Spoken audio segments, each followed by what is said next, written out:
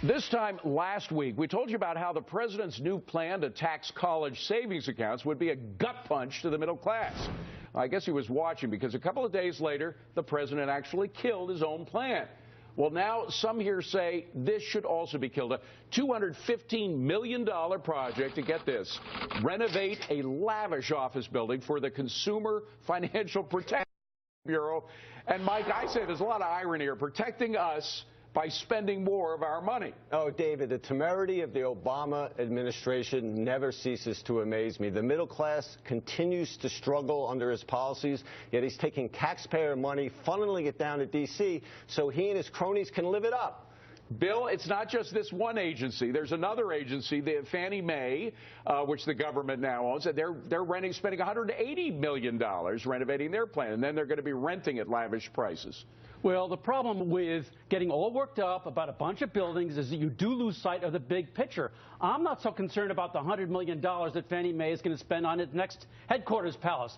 I'm worried about the $100 billion that they're going to dissipate by having the government muck around in the mortgage market. Well, Sabrina, I'm kind of glad the bill's pulled back, because it's the big picture. I mean, we can focus on the little details of this that are outrageous, but it's the idea that these people lavish so much money on themselves that they lose sight of where that money comes from. Us. And there's no accountability, right? I mean, of course, it's insane from a budget perspective, but it's such a snub to the American taxpayer who's paying for all of this. The reality is that it doesn't even make any sense anymore. We live in a world where telecommuting is the norm, where people have, like myself, we have a virtual office where we take donor dollars very seriously and we don't waste it the way the government wastes taxpayer dollars. And I think that more people need to realize this is going on, even if it is a drop in the bucket from a financial perspective. It may, by the way, it starts out at a drop in a bucket, Rick, and then it builds up. Look at how the renovation estimates increased for the Consumer Financial Protection Agency. First in 2012, it's supposed to be $55 million, went up to $95. Now it's $215 million. You know, to these people in Washington who are making these decisions, if you're watching, please, you are making my job here very, very hard. Knock it off. Look, here's the part that really kills me. Fannie Mae owns the building.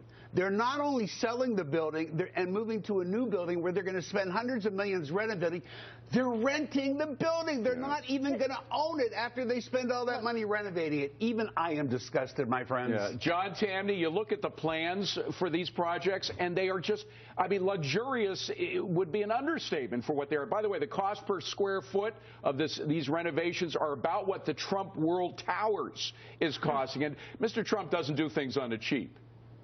Well, you know, it's really offensive, and let's face it, we can always find these examples of egregious government spending, but I almost think they subtract from our overall mission of shrinking government. You know, the reality is all government spending, almost by definition, is waste, because it's political allocation of the resources we create over private sector allocation of it. So I think we need to move away from the little things and talk about the big government that exists here that is a huge ball and chain on U.S. economic growth nationwide. It's a great point. And, Steve, the fact is that these ideas, they might begin even as virtuous. The idea of consumer financial protection, that sounds great. But then inevitably, this is Liz Warren's idea, by the way, Senator Liz Warren. She's the one who came up with the idea for this agency. Inevitably, it becomes a boondoggle, a white elephant. Well, this is a boondoggle from the beginning, but it exemplifies Washington's Taj Mahal mentality. If left to its own devices, government will always get bigger.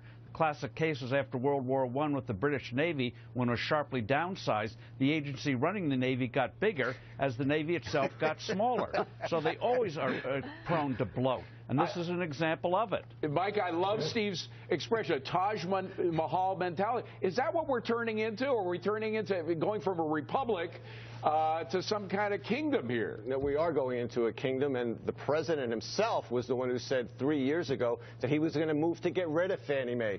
Actually, Fannie Mae is bigger today than it was 3 years ago, which speaks directly to that mentality Steve's talking about. Bill, is there anything that's going to stop this?